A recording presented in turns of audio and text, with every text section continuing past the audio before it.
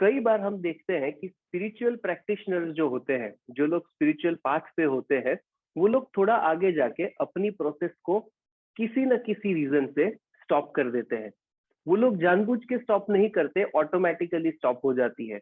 Life में कुछ priority change हो गई, कंडीशंस चेंज हो गई, सिचुएशंस चेंज हो गई। अब वो मूड नहीं रहता, मोटिवेशन नहीं रहता, अलग अलग टाइप की चीजें होती है, जिसकी वजह से हमारी जो स्पिरिचुअल प्रैक्टिसेस हमने शुरू की थी वो स्टॉप हो जाती है। जब हम ये प्रैक्टिसेस करते हैं उस टाइम पे हमें बेनिफिट मिलता है।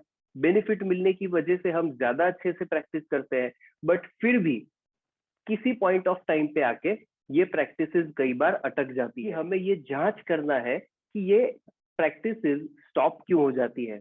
Okay, so take an example. जब एक बच्चा स्कूल में एंटर होता है, मान लो जब स्कूल में एंटर हुआ, पढ़ते पढ़ते फोर्थ स्टैंडर्ड में आया। जब बच्चा फोर्थ स्टैंडर्ड में आता है तो फोर्थ स्टैंडर्ड का सिलेबस उसके लिए थोड़ा सा डिफिकल्ट होता है। एग्जाम पास करने के बाद वो फिफ्थ स्टैंडर्ड में जाता है। फिफ्थ स्टैंडर्ड में आके ये फोर्थ स्टैंडर्ड का सिलेबस ऑटोमेटिकली इजी हो जाता है। क्यों इजी हो जाता है? क्योंकि ये चीज उसने ऑलरेडी कर ली है। इसका मतलब ये नहीं होता कि फिफ्थ स्टैंडर्ड में से वापस फोर्थ पे आ जाए, अब इस प्रैक्टिस को ज्यादा अच्छे से करें। एक और साल चला गया, फिर भी हम फोर्थ स्टैंडर्ड का हम सिलेबस पढ़ते हैं और भी पक्का हो जाएगा। नाउ एवरीथिंग इज, हमारे मुंह जबानी सब कुछ याद है। ये चीज होना इज कॉल्ड स्पिरिचुअल प्रोसेस के अंदर स्टेग्नेशन आना। नेचर का नेचर है टू मल्टीप्लाई। आप चाहे एक अमीबा की बात करो या एक हाथी की बात करो, एवरीवन हैज टू मल्टीप्लाई। एक अमीबा में से कई अमीबा बनते हैं, एलिफेंट्स भी रिप्रोड्यूस करते हैं, ग्रो होते हैं।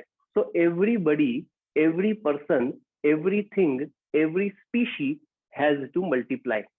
सेम प्रिंसिपल अप्लाई करता है हमारे स्पिरिचुअलिटी के साथ भी। Spiritual practitioner also has to multiply. Spiritual knowledge जो है वो हमें सिर्फ हमारे बेनिफिट के लिए भगवान नहीं देते। God is not interested in a single soul evolution.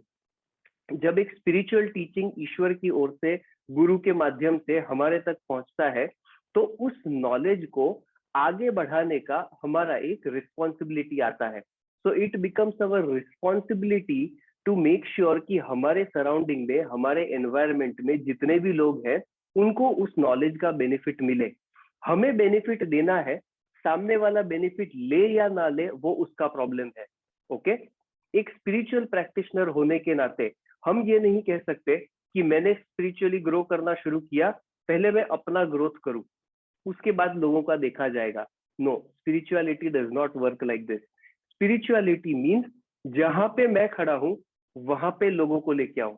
फिर अगेन मैं एक स्टेप ऊपर ऑटोमेटिक आ जाऊंगा, क्योंकि ऊपर से मुझे वो पुल मिलेगा। Then again I have to pull somebody else up. जिस तरह हम लोगों को ऊपर लाने की कोशिश करते हैं, इसीलिए इसी तरह कई लोग हैं जो हमसे ऊपर हैं, जो हमें ऊपर लाने की कोशिश कर रहे हैं। वो लोग हमें तभी ही ऊपर लाएंगे जब हम लोगों की मदद कर रहे हैं, हम लोगों को ग्रो होने में, इवॉल्व होने में, आगे बढ़ने में मदद कर रहे हो।